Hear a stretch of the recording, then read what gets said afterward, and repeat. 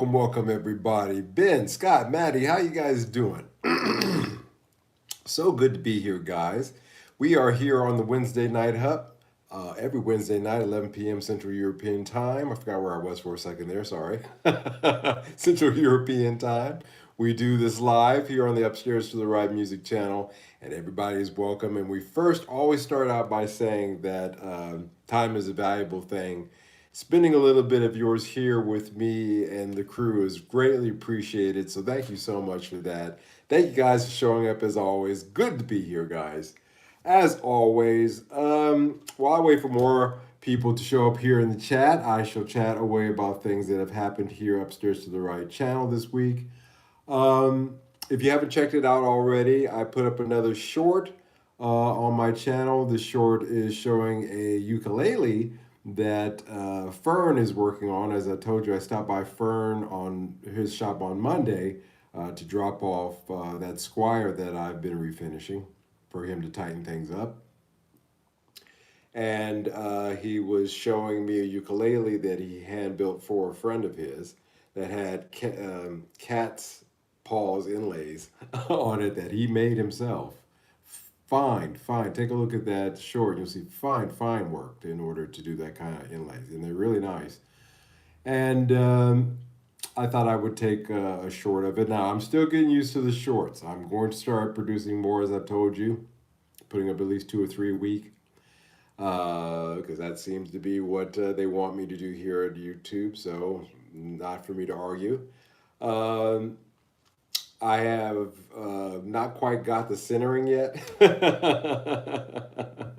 I'm working on that. There's a certain way, if you're going to shoot that stuff, that you should shoot it. I am learning that, but it will improve, I hope, over time. It usually does, I hope. But I'm actually going to invest in some software here. For the first time in 15 years, I'm going to buy new video editing software. I found one the other day that I actually like a lot, not CapCut, one that I like a lot that also you can do text to AI, so I don't have to type it in manually like I've been doing. And also, it really does frame things very nicely for those YouTube shorts. So I might do that coming up here. We'll see. Thinking about it. Mr. Watson in the house. How you doing? Welcome, sir. Good to have you here.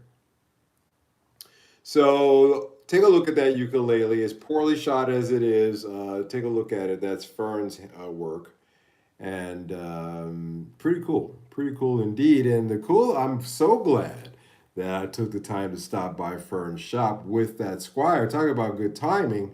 He just got a client in that took their Mexican Baja 60s, I think it was, Strat, and had a set, not a set, had three Lola single coils put in because Fern actually has a partnership with Lawler. I said Lawler pickups, and when I walked in the shop and I was going over the guitar with him, saying, "Okay, I need this done, and this, and the other. Take a look at this." He said, "By the way, I just got this box of pickups, and I was going to give it to you." Which, I said, "Well, can we put it here in this guitar?" He said, "Sure." So I got a free pickup upgrade on that one on that guitar as well. So that Squire is going to be that I refinish is going to be a nice guitar for me, and it actually led to tonight's discussion, something that Fern said to me. So I'd like to start there tonight, if you don't mind. Tonight's title of the live stream is Guitar Myths Busted. You know, um, I want to keep it light tonight. I'll start out by saying that I don't want to, I am blessed to be able to do what I do with guitar imports from Japan. I saw another Alamo Music as a channel on YouTube, and he's based in Hawaii, I think, as I seem to recall. And he's had to stop importing guitars from Japan because of the tariffs and the cost of shipping and the fact that the Japanese have risen, or they put the prices up on new Fender Japan guitars, which is really what he was specializing in. He was specializing in new guitars, but ones that were unique to Japan. So it's a special, a Fender Japan special only model, for example. And he announced today that he had to stop his business because his margins just went to nowhere. And I cannot lie and say that this is not something that hasn't kept me up myself for my situation myself. Um, but I've been blessed so far with the vintage market. It's still there, but it's tough. And so because of that and because of work, the work I have to do this week, I just wanted to keep it light tonight, if you guys don't mind. It kind of bummed me out here about Alamo Music because I kind of like him. He seems like a really mellow dude. I mean, like, that's the, if you want to have a nice mellow conversation, that's the guy to have it with. So I kind of like that. I like mellow folks. And yeah, he has to stop his business because his margins just went to nothing. So, this all ties into tonight because, again, um, I think that we need a refresher course on some guitar myths that are still lingering out there that have to do not just with the American made guitars, of course, but also the made in Japan guitars as well, old and new. Also, the kind of tie in there is something that Fern said to me when I was sitting there having coffee with him on Monday. Was guys like us that deal in vintage guitars of some value. He said, Michael, sometimes I have found, or mostly I found, I guess he was saying, that guys like us tend not to hold on to. We don't tend to personally own any of the type of things that we deal in. He has one Fern deals in all kinds of guitars from the 50s, hell, from the 40s up till now, all in constant rotation in his shop. And he only owns one guild from the 70s. And I thought that was a very profound thing to say. He was saying it to me because, I was telling him that, I refinished this Squire because it's a guitar that I can truly keep for myself because, nobody's really going to want a refinished Squire anyway. Let's be honest. But um, but it's just something that I know is just there. And if I want to reach for a guitar, something that I don't have to worry about putting a scratch on or anything like that, because these vintage guitars that I have, when they come in, I treat them with kid gloves. Trust me.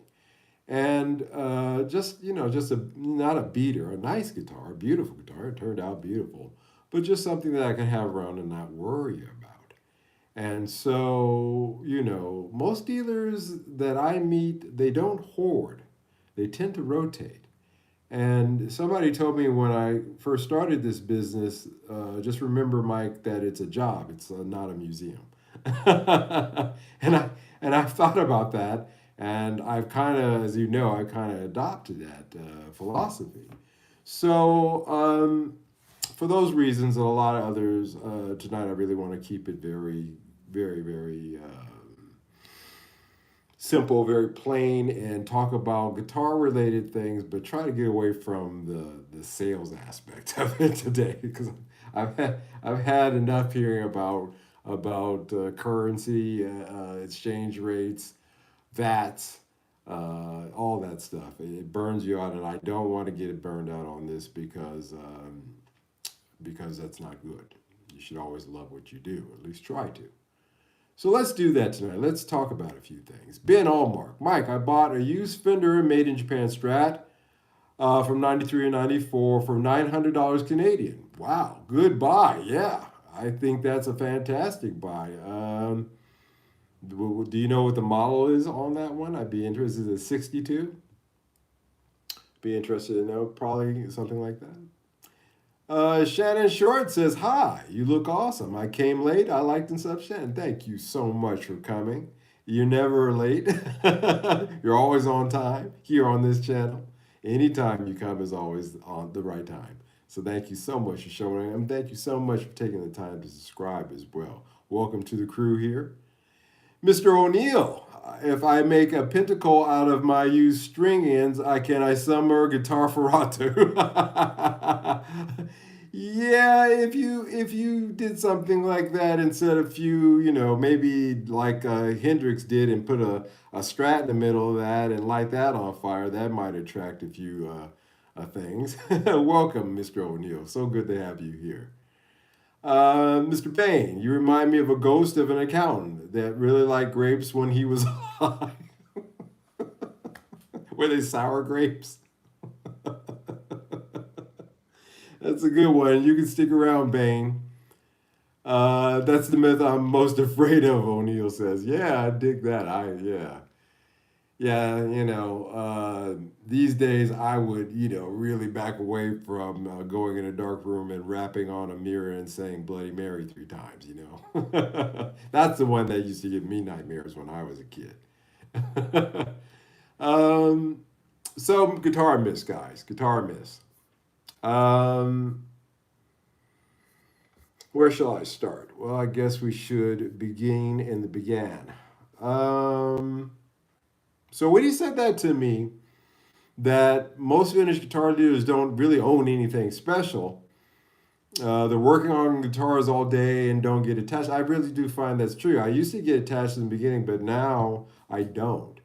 I have a 2001 Squire that I refinished that Fern is dropping some new nice, Fender pickups in for free. That's awesome. And of course, my 2003, I got two Squire Strats with the H. Now they're nice. The HH has, treble bleed, a real three position on it, and only two knobs on it with the tone going to the bridge. So it's specialized. Really nice one. But to be honest with you, when I'm working with tight margins and high overhead, guitars are just inventory to me. They're not heirlooms. And so, again, that philosophy of it's not a museum kind of comes into play. So I say all of this to say that don't, the guys that I know who collect guitars are pro guitarists and shops. There are, of course, individuals, who have more than 5, 6, 7, 8, 9, 10, maybe 30. I would still constitute a small dealer, such as myself, as kind of being a shop, so we would fall under that. But the truth of the matter is, most people just have one or two, and the percentage of people who are neither a small shop or a collector, that of those, 100 people start playing guitar, 90% of them quit. That 10% that stays, that's the market. And of that 10% that stays, those 10 guys that start, or women that stay, only a small percentage of that are really going to own more than a few instruments. And that's just the way it bears out. So that's the myth number one I wanted to start out with is that there's just everybody, guitarists just generally hoard guitars. That's not true. So for those of you out there that have more than 10 or so, you're actually in the minority, believe it or not. I know that sounds weird, but from my research and from what I've looked into, that's basically the truth. So count yourself fortunate. Really do. Let me catch up here. Something John Travolta said that got him deleted. That's not good. So we'll move on here. Now that leads, of course, into the vintage guitars are automatically better, and air alone doesn't necessarily guarantee tone, playability, or build quality. To be frank with you, 1980 lawsuit guitars are great, but they also could have dead frets, twisted necks, etc. 70s Fenders are boat anchors.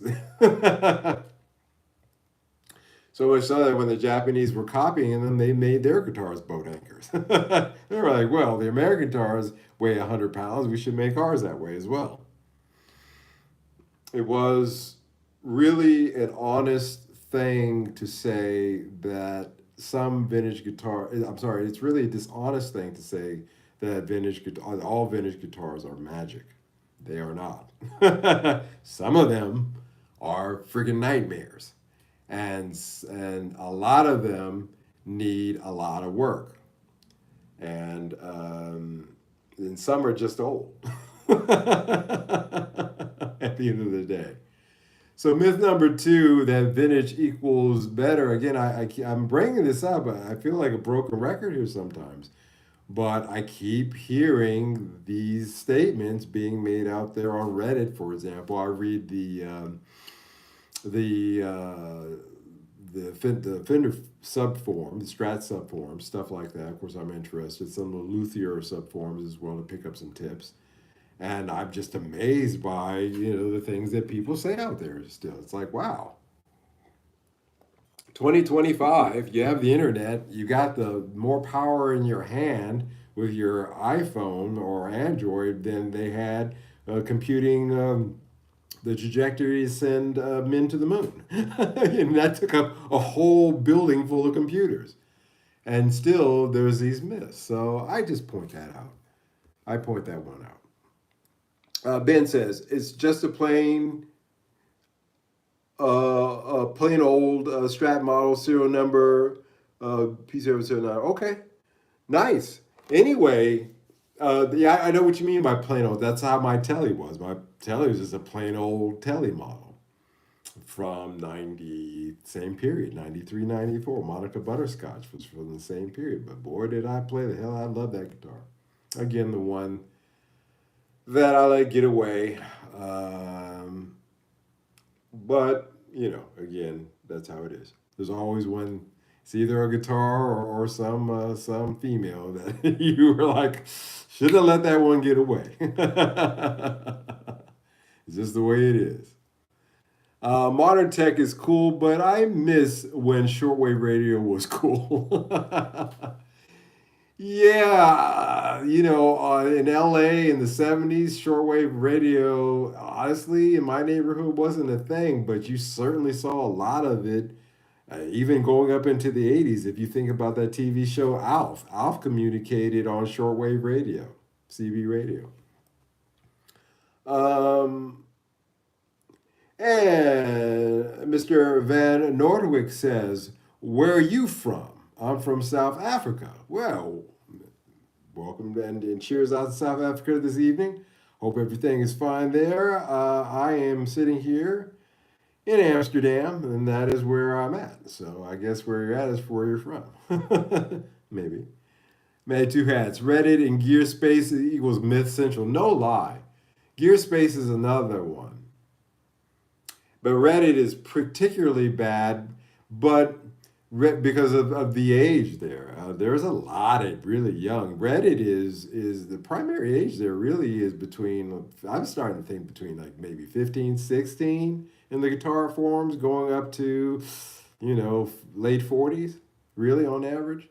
Um, and uh, and so there's again the reason why I would do a live stream like this tonight. Hopefully people will pick up on this stuff and from somebody who's been around and knows and heard it all, or at least most of it, and dispel a little bit of that. So let's move on to myth number three.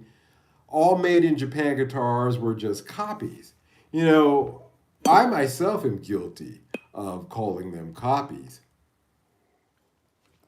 just generically laying out made in Japan guitars as being just copies of American models, which is not true. You had the Greco Geo series, which were a neck through construction with brass hardware. Um, Keeping in mind, in the 70s, brass was believed to improve your tone. Look it up. Another myth, so there's a myth within a myth that led to guitars being built using brass hardware. Now, I believe that, of course, there is something to that, but not in the ways that people were making it to be. But certainly the Geo, the Tokai Taubo had an aluminum body. That was super inventive at that for that period of time. The Yamaha SG 2000, which Carlos Santana made in conjunction with Yamaha, and he used that through the mid '70s. His Oneness album, which is my favorite Santana album, is the Oneness album, and I even learned how to play a few songs on it. I very rarely, learn how to play songs from other people's stuff too much. Um, just enough to kind of get a vibe for it sometimes, but I really dig that album, and that SG 2000 is all over that. And those guitars are still, desired to this day. And Japanese builders were evolving quickly. They were making strides. If you look at that 74 Greco SC 550 that I have, and the SE 700 that I have, and just see the weight, the carve, the quality, the necks going from multi-piece necks to single piece necks. That was within 2 to 3 year period that they were making those quick advances. So they weren't just copying; they were trying to be inventive as well. And I think the SG 2000, or you can get an SG, I think it starts at 1200, 1800, and 2000 of the models on that one. And if you can find one of those, I have to be frank with you, it's a better SG than really the Gibson one, to be honest with you, all the way around. All the way around. Scott says, Mike, are all guitars phenoms already discovered? No, as long as, women and men, you know, pollinate each other, or the other way around. Maybe I need to go back to biology class. There's always going to be somebody born. And if you think about, because of the opportunities for them, no, cream tends to raise to the top. You know, cream, the song that Prince wrote, that's what he was basically talking about. He was saying cream rises to the top. That was the point of that song. And I do believe that's true as well. I do believe that you can't keep a lid on true talent. So let's at least hope not, Scott. Let's hope not. I hope not. I really do. That would be terrible because there's so much more to say, I'm sure. Alder is better than basswood. So let's get into the tonewood thing very briefly here because I've been on this subject before, but again, like I said, I want to keep it super light tonight where I don't have to really think too much because the last 3 days I've just been stressed. But the tonewood thing, you know, I will tell you a few things that it is said that certain woods produce in terms of their tone in an electric guitar. Alder supposedly has slightly scooped mids and snappy highs, whereas basswood has a flatter EQ to it and a slightly softer attack, they say. Now, I am not. I am not sure that tonewood plays that big of a issue with an electric guitar still, because it goes from the pickups to the amp and through the speaker. And those are the three main components that will define the tone of that instrument. Though next, I would say the nut. Then after that, so that'd be four on that list. Then I'd have to get down to six on my list before I even consider tonewood, to be frank. So tone comes from the whole system, is what I've been saying. You know, this argument of making tonewood the be all end all. Well, I'm not going to buy that Strat if it's not made out of pure swamp ash. You know, it's not a real Strat if it's not swamp ash. That's the same thing as the guys say it's not a real Strat if it's a HH or an SHH or an HSS configuration. No, you know, I don't buy that one either. But wood is just one part of the whole ecology of guitar. And I consider it again sixth on my list in terms of things that point towards um, the overall tone of the guitar. Just my thoughts. Just my thoughts. We'll catch up here in the chat. I have a Yamaha SG 1802. Yeah, the 18. Yeah, I believe it is. Go top with P90s. Yeah, it's a nice one. I saw one of those at Vinendal, made in Japan, an epic guitar, the quality second none. Yeah, like I said, those guitars, if you can get an SG, as that someone has seconded in here. So from the mouth of two witnesses, let me tell you, you got yourself something there if you can get one of those. I want one of those. Myself, it is on my list of 5 guitars that I'd like to have. I'd like to personally own that. I probably never will, but you never know that. But in any case, certainly on my list of guitars to have. So yeah, there's that. Benny, how you doing, sir? Good to see you.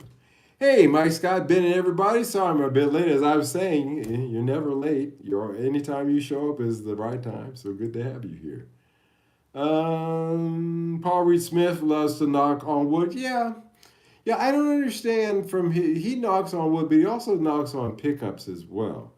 A lot of people did not like that Beato thing that he did with Paul Reed Smith, Rick Beato, and gosh, I can't think. I always think of him as Springfield's guitarist.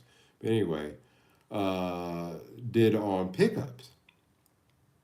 And I actually agree with Paul Reed Smith on the conclusion they made on those pickups and those guitars. So he's aware of that. I just don't understand where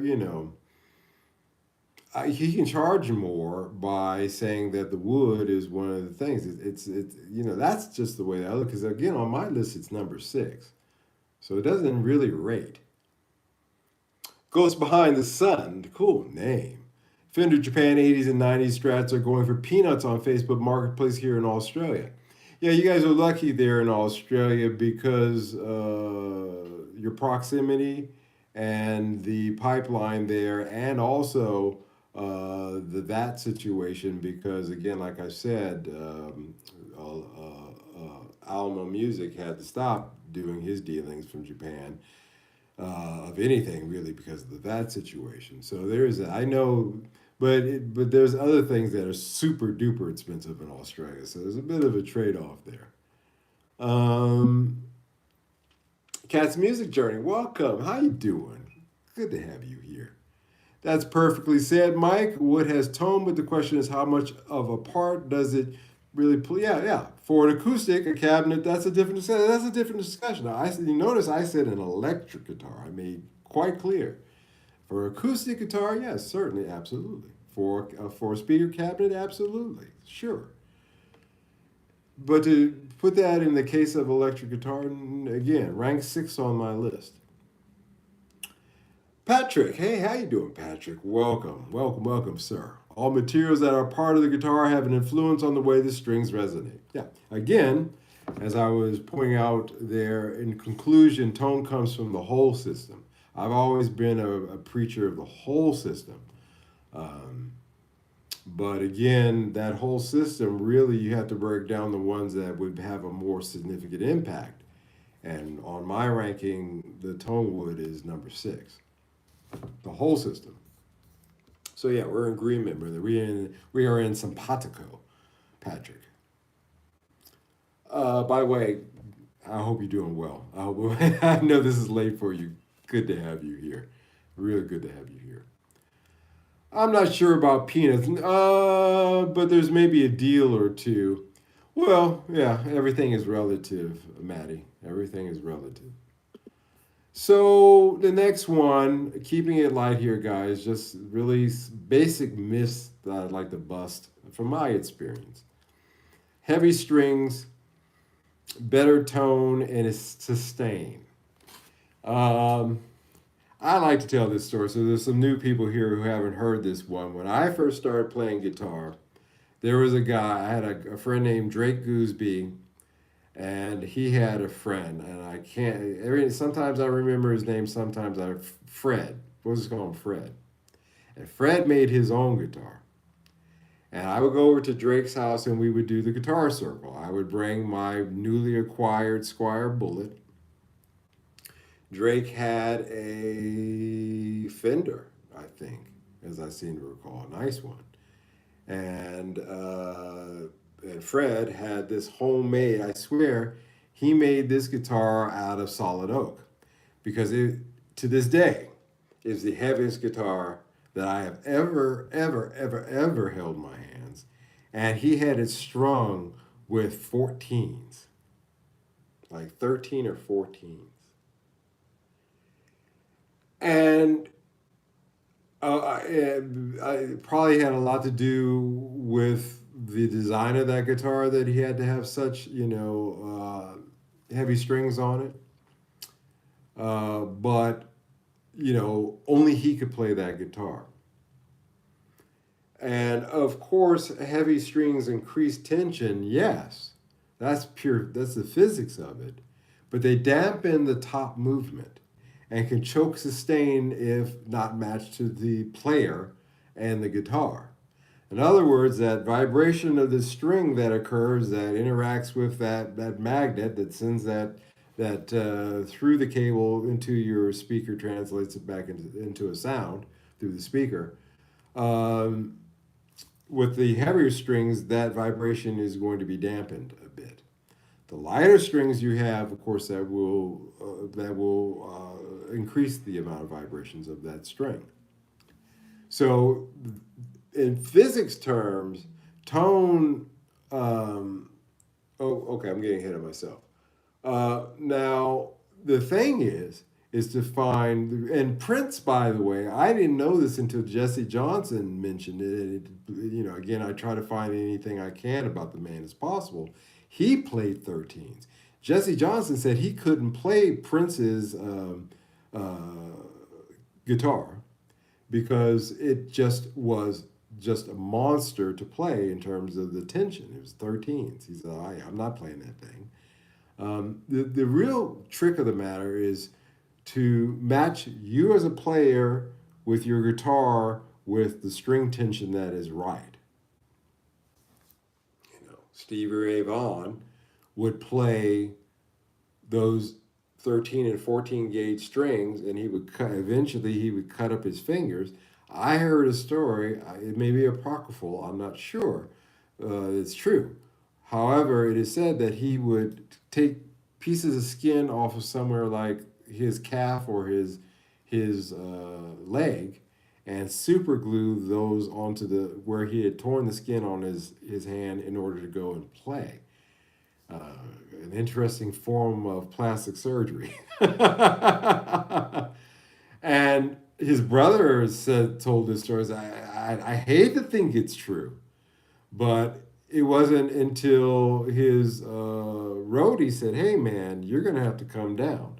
And even eventually, towards the end of his life, Stevie Ray Vaughan was playing 11s, and I believe probably Prince probably got down to 11s too. Um, Billy Gibbons plays sevens. That's on the other end of the spectrum. You got guys like Prince and Stevie Ray Vaughan who were doing 13 and 14s, and Fred with his 15s, and then you got a guy like Billy Gibbons who's playing sevens.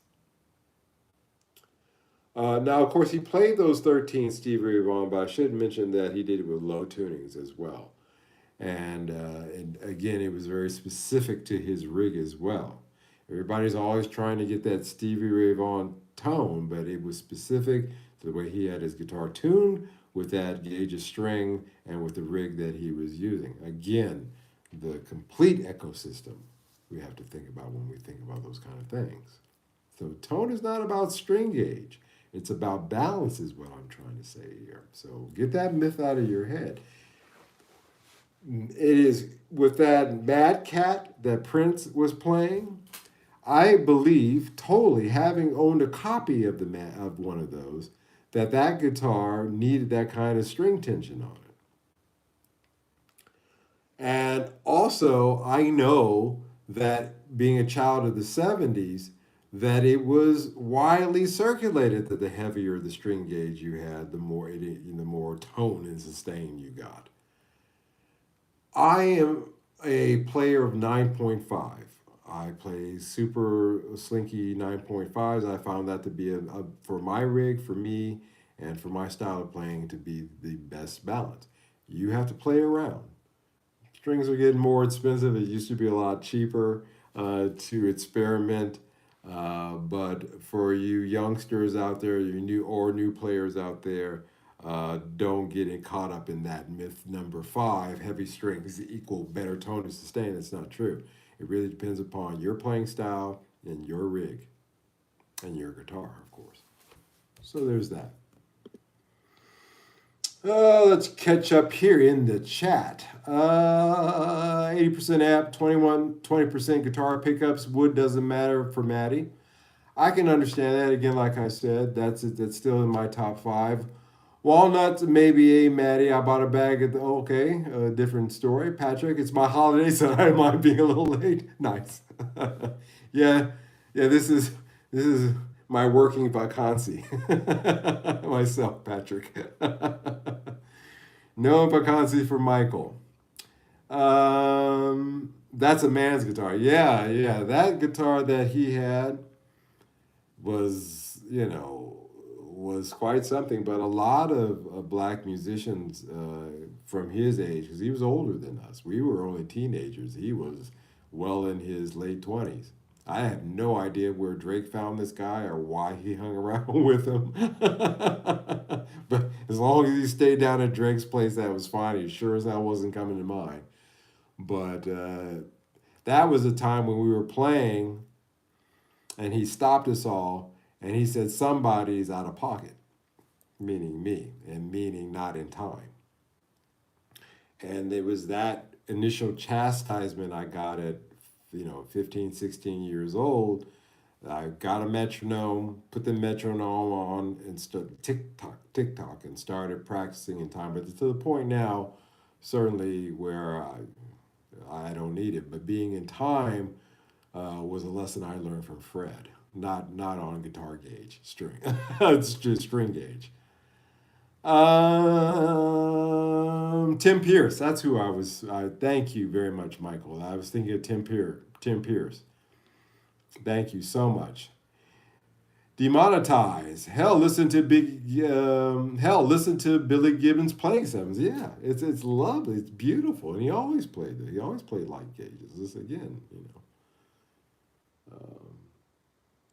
Brown Sugar. Listen to that. Isn't that the name? Yeah, that's the title of that song. Beautiful. Cat's Music Journey. I have my tens on my strats, but 11s on my casino. Again, example of the guitar fitting the gauge, and what works for that player.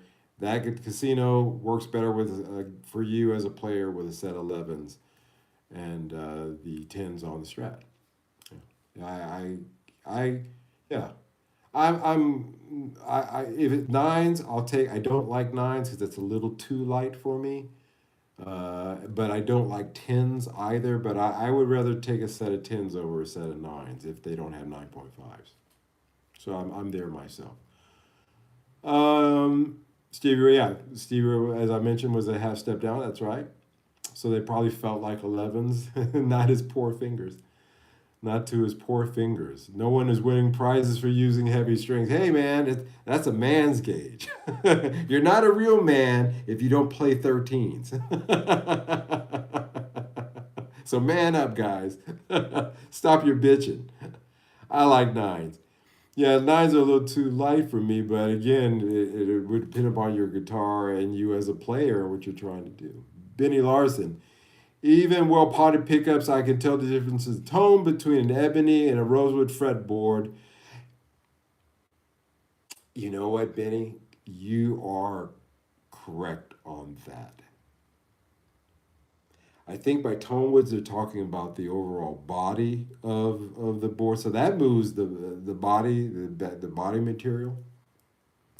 But that moves that to number seven because now I agree with you. I find that a maple strat neck is slightly snappier sounding than a rosewood one. It's got a softer. There's a little slight, and you can hear the difference between those two.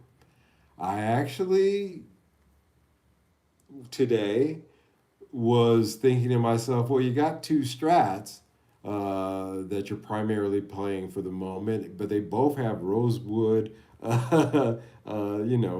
on them. And the SC 550 from '74, that's a maple neck. I prefer that, to be frank with you. That's very true. I'm very glad you brought that up, Benny. I use tens, gotcha, or one tens, five string, got you, got you.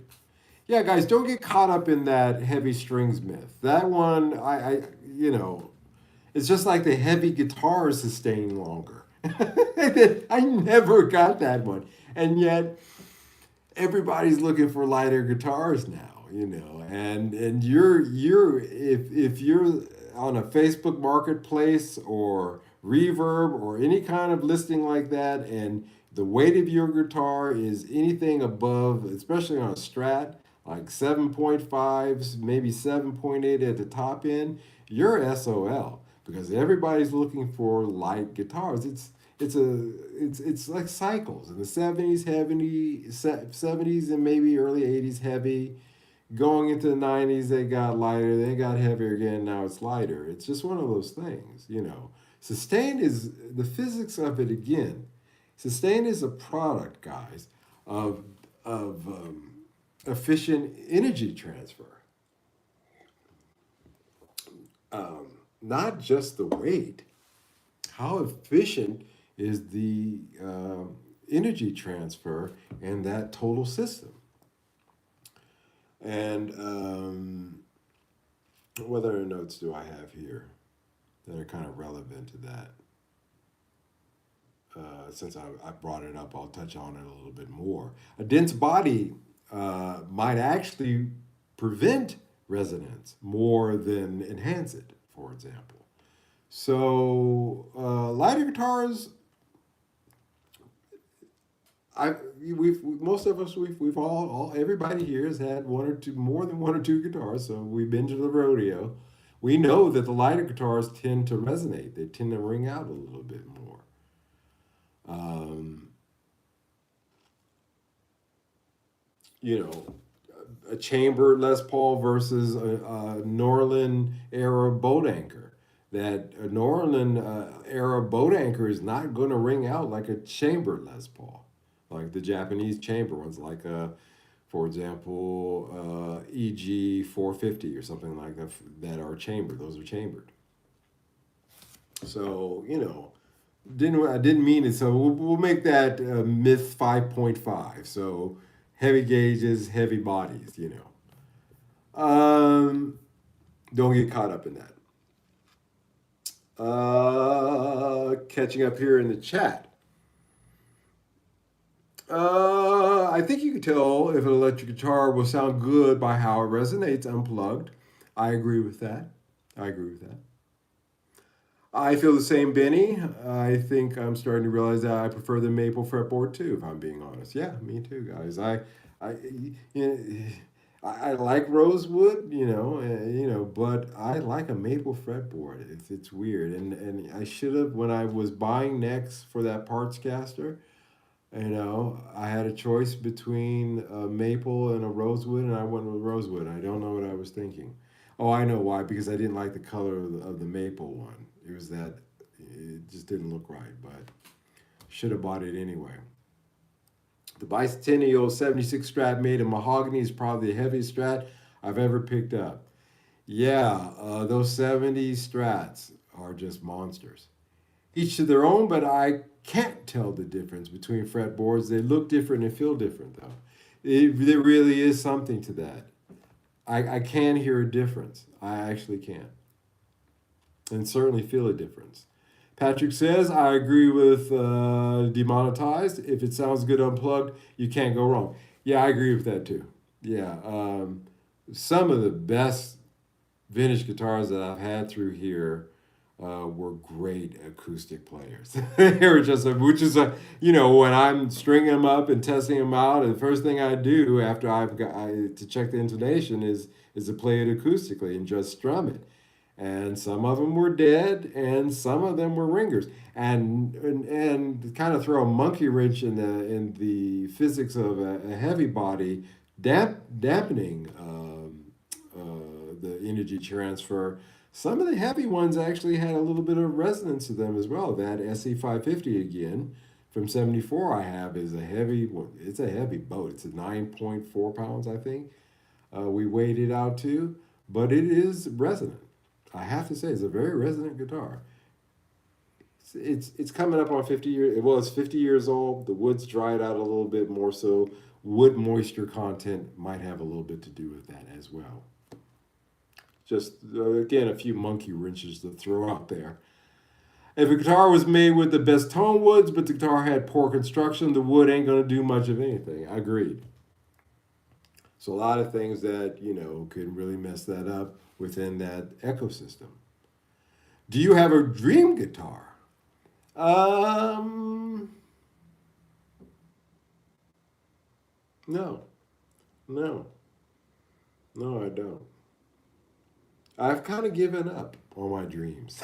I know that sounds terrible, but again, no, I don't have a dream guitar. I don't. I have guitars that I'd like to own, but I know me. I wouldn't own them for very long. I'd play them, try them out, experience them, love them, and leave them. There may be a broader pattern in my life to that, actually, now that I think about it. To be honest, guys. So, no. Um, Maybe has a nice lightness to it.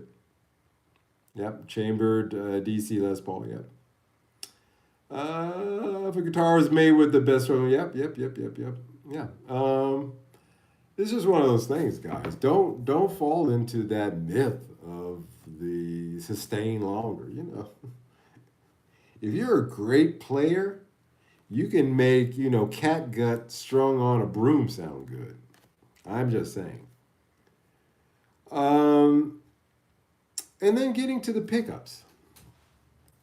What's one of the number one mods that people make to a new guitar? A new guitar, by the way. How many times have you read on the forums, oh, I just got this in and I'm going to put in some tone riders, or I'm going to put in some burst buckers, or I'm going to put in, well, wait, hold a second. What's wrong with the pickups that it came with? And how long have you owned that guitar that you've sat down for a minimum of 2 to 3 months of consistent playing of that guitar to come to a conclusion like that you need to swap the pickups? Because I don't think you really get to know your instrument, that especially it's new out of a box, for, you're not going to make that determination in a day. It's not going to happen. Pickups matter, but not as much as the pick, the player, the amp, the pot values, the caps, and the wiring. Ceramic Squire pickups still hold their own against Alnico pickups if they are set up properly. If you have the right pots that are good for those ceramic pickups. I'm one to speak. I just started out by saying that I'm taking the ceramic pickups out of that 2001 Squire and replacing it with nickel pickups. But that's only because, again, Fern offered it to me for free, and I'm not going to say no to that because I like those pickups. Those Baja made in Mexico, those Baja Mexico pickups aren't bad. But of course, we'll have to see how they work in connection with the pots and the caps that are set for those ceramics. I might have changing the pickups. It's not just changing the pickups. You may also find yourself have to invest in changing the pots and the caps as well to match the values of those pickups. See, it's a tricky game. And the guys at the factory took a lot of time when they were designing that guitar to figure all that stuff out for you. 9 times out of 10, again, the pick, the player, the amp, the pot values, the caps, the wiring are more important in the end than the pickups. So, and how you have your pickups, where, have you taken the time to sit there and get yourself, do I have it here handy? No, I don't. I should keep it here handy to always demonstrate, to show it off. Get yourself a simple Gibson multi tool that works on strats as well, and you can raise and lower the pickups. Yeah. You can also angle your pickups as well. Have one in a little higher or a little lower the other. It depends upon a lot of things. But I would play with my pickups before I swapped them. Just have to say, that I just got this. It's all the time. You'll see somebody. Hey, it's on Reddit. Getting back to Reddit, I just got this, and I'm gonna put in a set of tone riders. Why? Why would you do that? I know you don't know what that guitar sounds like yet. You couldn't possibly. I really like the Maxon Super 70s that Ibanez used in the 70s. Yes, me too. So much so that I have a set of Maxon Super 70s here. I actually demonstrated them, Patrick. Oh God, you'll have to go back in my vault and take a look at the video of the Super 70s. I have a set. I love them. It is said that these are the Super 70s, the pickup that Van Halen used in his first Super Strat. So there's been a lot of controversy on that one, whether that's true or not. But anyway, they're doggone good sounding pickups. Um, most stock pickups now are great. Maddie says, I agree. Most stock pickups generally, unless you've bought yourself, the cheapest of the cheap, Temu Special, are going to be okay. Um, and you have a better chance of them being okay now than ever, even in the lower price guitars. And but however, I will say that the Maxon pickups, not just the Super 70s, but the XLs and the Strats, are you know fantastic too. And so old or new guitars, vintage or not, well, who would take the pickups out of a vintage guitar? You'd be surprised. You'd really be surprised. But old or new guitar, please take the time to look at everything else before you swap your pickups. Don't do that. That's just silly. It doesn't make sense. It tells me another thing too, that you don't know about adjusting your pickup heights. And and I love it. Oh, I just put these in, and boy, the guitar just came alive because you didn't put them in. You took it down. See, you bought the guitar. Maybe it was sort of set up, but it wasn't set up to the level, and certainly the pickups weren't set. They were set up to a factory norm, but it wasn't to your playing, your strings, and your rig. And then you said, I'm going to take these out. You didn't do it. You took it to a luthier, and the luthier sat there and made that adjustment. They sat there and found the right height for the new pickups. And that's why it came alive. If you took it down to the luthier and said, I'd like to have, I just got this, could you do some intonation work on this? Could you take a look at this? And he'd give it back to you, and you'd swear that he swapped, pickups on you, and a lot of other things, the feel of the guitar. That's just a fact of it. And you're not going to convince me otherwise.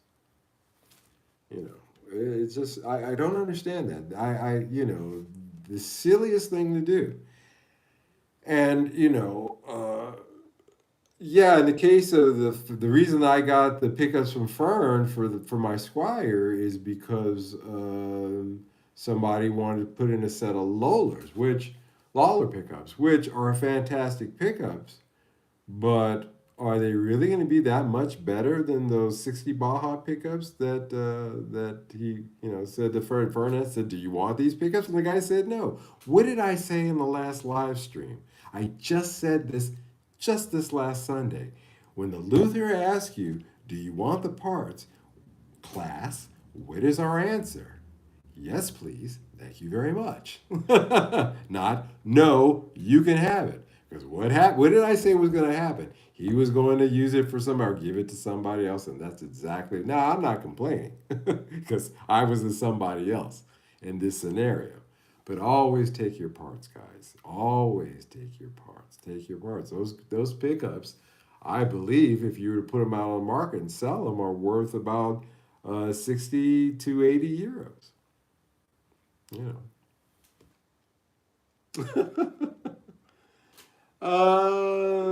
I like ceramic pickups just fine. Yeah, me too. I'll take either way. I'm not particular. Ugly Stick vid. I'll take a look at that. Scott, thank you for posting that. I'm going to take a look at that when we're done here. Matter of fact, let me click on it right now so I don't lose it.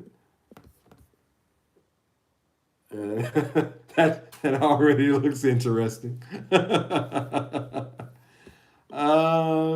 There's a lot of confirmation bias going on with pickup swaps. Yeah, that's my point. If you took that original guitar out of the box down to a luthier and said, hey, set up the pickups, and you have to take your amp down. See, anyway. Hello from Santa Cruz. Welcome, Johnny. How you doing? Not too far. Not too far from my home city of Los Angeles. Couple hours drive, if I seem to recall. So nice to have you here from sunny Southern California. Kevin, if that was funny, by the way. I just want to get back to you, Kevin, on that one. That question in my reply was funny. I'm glad you liked that one because it's the truth. Truth usually is funny. There may be an opportunity for a lot of education videos here. Get to know your guitar. What is it that you like? Love to hear. Yeah. Awesome. Yeah, guys, again, getting back here to my notes so I can wrap this up. These guitar myths drive me nuts. And I think that last one, again, like I said, hits home to how myths can cost you money too.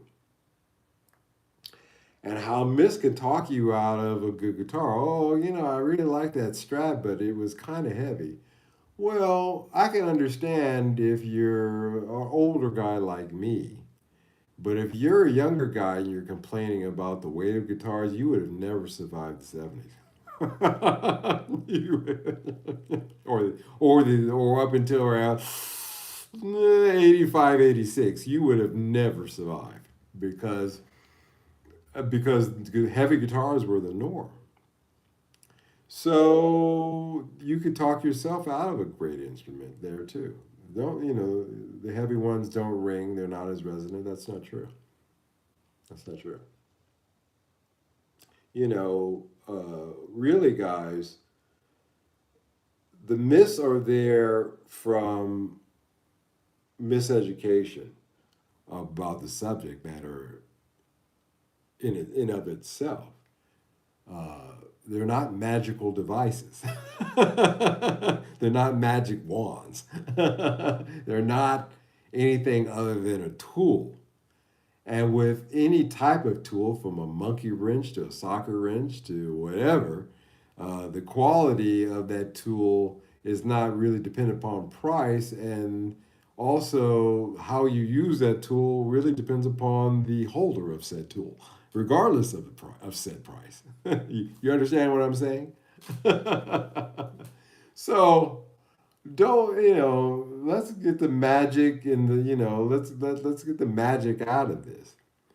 Certainly you can get magical performances out of them, but where is that coming from? That's coming from the player. You know, that's not, nobody walked out of a concert and said, man, Prince's guitar sure did play good tonight. Yeah, man, that guitar can really play itself. Nobody ever said that because that's not what happened. That's not how it goes. They're tools, kids. They're tools. And to look at them any other way is not really going to serve you very well. Honestly speaking, just the truth of it. Oh, don't forget nitro paint. Oh yeah, Woodbridge. Oh god, I had that on my list actually about nitro and poly, and we have beaten that horse, not only to death, but it's turning into glue now.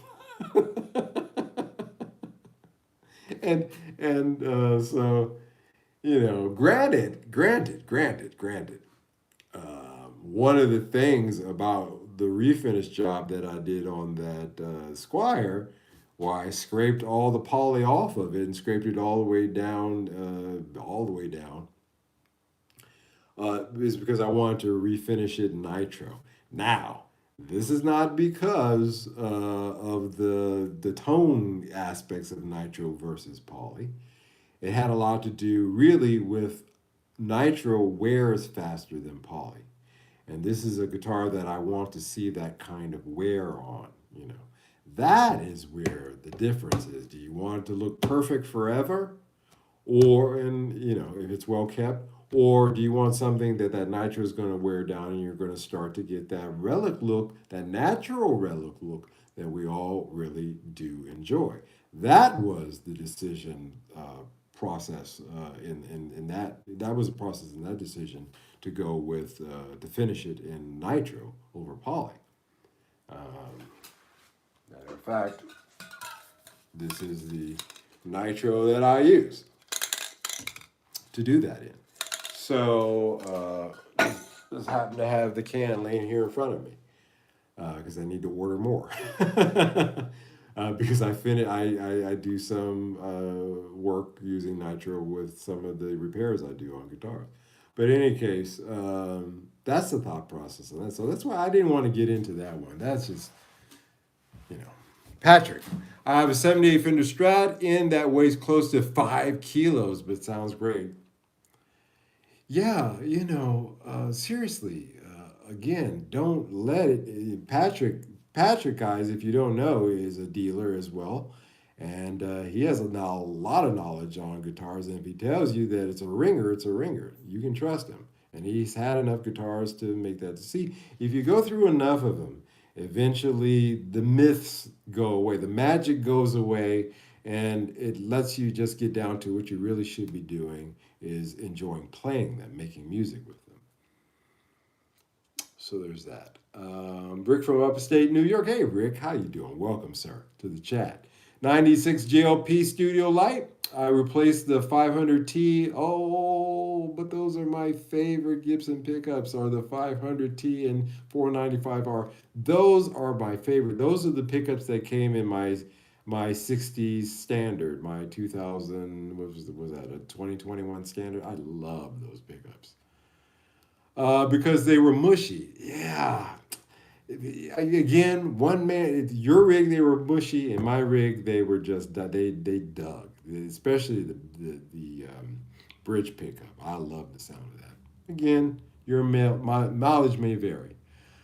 I installed SD, JD. Yeah, those are great. Yeah. Again, I suppose getting back to the whole of the system, that pickup swaps do become necessary at a certain point. But you're not gonna, but you didn't make that decision overnight. You didn't buy that guitar and immediately say, I'm going to put in some Duncans. You played it for a while, or maybe you had a preference for Duncans and you knew how those pickups work with you and your sound, and you put those in. To just buy a guitar and swap pickups without any kind of experimentation is the point of that. That's a little silly. Yep, I always looked at gear as tools and how you use them to create. Yeah, Johnny, and welcome, Johnny. How you doing? Demonetized. The checking on nitro looks great on vintage guitars, but does it sound really any better or worse? Yeah. Yeah, it really just comes, it's a look thing. A nitro poly thing is not a sound thing, it's a look thing. Some cats really want their guitars to look beautiful and pristine. So poly really would be the way to go for you. Nitro is going to thin out over time, and it's going to, and if you got a soft wood under there, then it's going to show. It's going to show. And by the way, even Gibson these days don't really do nitro finishes anymore. It's actually a mix. It's a polymer mix, and so there's that. Mask up. Yeah, man. When I was refinishing that, I did it over the course of a week because 3 coats of this, 3 coats of that, 3 coats of that, and that takes time. And when I got to the nitro part, that's when I was really, really, really sure about my ventilation and my masking. So, yeah, good point. Construction is key to any good guitar. I agree. Maddie says, what's more important than all over this? Playing the right notes at the right time. Thus, getting back to my discussion about Fred and him stopping everybody and saying somebody's out of pocket. That was embarrassing to me. You're sitting there and you're just trying to strum along and keep up with everybody, and you're thinking you're having a good time, and somebody stops it and says, what the hell are you doing? It's not a good feeling. They'll either make you not go back or say, hey, sorry guys, didn't mean to give you the middle finger there, or say, hey, let me figure this out. And my answer was I played piano anyway. We had a metronome in the house. I said, let me put the metronome on and learn that. Thanks for the compliment, Mike. I still learn something new every day. Yeah, that's the beauty of having these instruments come in, is that you learn something new every day. And that's the pleasure part of it. I don't want to get burnt out on this. I don't want to get stressed on margins and invoices and things like that, which is why I wanted to have this light discussion tonight. But and you just reminded me that one of the pleasurable parts is the actual holding of history in your hand. Wow, I've got a 74 made in Japan guitar. This is actually a little bit of history here. And to be able to, it's like being able to go into the Rijksmuseum here down the street here from me and be able to take one of the paintings off the wall and really being able to hold it, examine it, and look at it. It's just like that. So that is a pleasure. I agree. I like hearing players like Nuno. Yeah, he is, in my opinion, one of the top 3 greatest guitar players living today, by the way, just to throw that out there.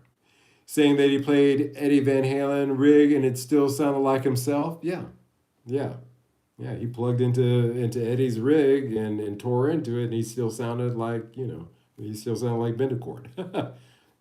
Again, in my list, top 3, one of the top 3 greatest living guitar players. Yep, it's the player, not the gear. Yeah, guys. For the cheap seats, we wrap this up tonight. It's the player, not the gear. The myths, all that stuff. If you find the guitar that you love, go for it. If it's a vintage guitar, great. If it's a new guitar, great. Mike Bloomfield from Genesis, he plays a 2014 Squire Strat. And he gigs that, he's actually bought a few of them because he likes them so much. Here's a man who could certainly afford any vintage guitar he wants. He certainly has probably a few down in the basement, but when it comes time to play live and go to the studio, he uses a Squire. Okay, again, it's not because he feels that there's some magic in a vintage guitar or even more expensive modern guitar. He, as a player, is comfortable with that guitar because regardless of whether it was vintage or new or a Fender or whatever, it's still going to sound like Mike. It's still going to sound like him. So there's that. It's got to be a good set. It can't be a crappy sounding guitar. You want to start with a good setup guitar with a decent set of pickups with a nice amp. And then go from there. If you can make that work and draw a crowd of people with your playing, or you can write a song that you can put down that people can enjoy with that gear, then maybe you can graduate to something else. But I would learn how to maximize the gear that you have. I'm good. Remember the slogan of this channel? I'm good. If you can say I'm good with what I got right now and be content, then later on down the line, maybe the opportunities to move up, to upgrade may come, but maybe not. Maybe they do, but you decide you don't need to, and you really understand that you really are good. Mr. Smith, subscribe. Gotta go. Great to meet you. Great to meet you too. Stay safe. Thank you. Right back at you. Please do.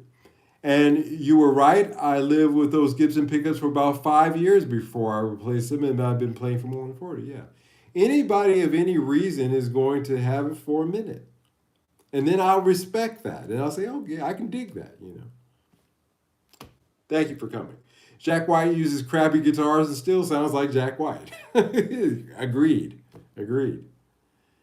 Years, and I do my own repairs and setups. Yeah, and that's the other thing too is you should. I agree that any military man, when he gets a weapon, is trained to take that weapon apart, blindfold it, and put it back together again. And I think that with a guitar, it should be the same thing for you as a player. You should be able to take a Strat or a Telecaster, some of the most basic, constructions that you'll come for guitars. You should be able to break those down completely and put it back together again. So when you get there, then you'll realize it'll blow the lid off the magic, the pixie dust. My friend builds Jack's guitars. Really? Yeah, Jack's does, like I said, Jack has Jack's tone because Jack is Jack. Jack is the guy I think about literally when I say about catgut being strung on a broom, because in the opening of It Might Be Loud, he's doing exactly that. He's building a guitar out of a piece of plywood, and he's demonstrating it. You understand what I'm saying? Beautiful guitars. Mike Rutherford. I'm sorry, I said Mike Bloomfield. Mike Rutherford. Excuse me, guys. Excuse me. Thank you for the correction there. So much beautiful guitars. Of Genesis spotted Squire guitars in Cape Town, South Africa on holiday. I didn't know that part of that. That's interesting. Yeah, it was a lark for him. But then he said it was a Fiesta Red Squire, and he sat down, he played it, and he said, this is just an awesome guitar. And this is a man who would know. If a Squire is good enough for those guys, then I would say that would probably be a pretty good place for you to start. And it's not a very expensive place for you to start either. So there's that, gentlemen and ladies, if there are any out there. I do. I believe I have a few female followers. They don't seem to be here tonight. It's not ladies' night tonight. It's a sausage fest in here. But that's all right, guys. I'm always glad to be here with you. I saw Jack on the escalator. I thought he was someone else. Was trying to think of his name. He waved at me, and I'm like, "That was Jack." Yeah, I've been there where I've seen folks, and I'm like, "Oh God, what is this guy?" You know, that happened to me recently. I had what's his name here, literally on my street, and I walked by him, an R&B singer, and I walked by him, Chris whatever his name is. He's in jail in the UK now. Chris Brown. Chris Brown was literally standing here down the street. I walked by him and I said, "Wait a minute, I know who that is. He's a lot taller than I thought he was. Either that or I'm a lot shorter than I think I am." All right, guys, German Wiener Festival. All right, guys. Thank you so much for tuning in. Please hit the like button if you like tonight. Hit the subscribe button if you haven't done so. Check out some of the shorts that I'm putting out recently. The most recent one is showing Fern's ukulele that he's putting together. Appreciate it if you look at that. Go over to Scott's channel and take a look at the music that he's been putting out recently. He's been hammering it out, putting out a lot of tunes. I think we should all take the time to go over his channel and support him. He had one today that I like, "The Arch of Your Brow." I really like that as a song title. By the way, Scott, I meant that when I said that. So you guys be good, and I will see you guys soon. You guys take care. Thank you so much. God bless each and every one of you. Bye bye.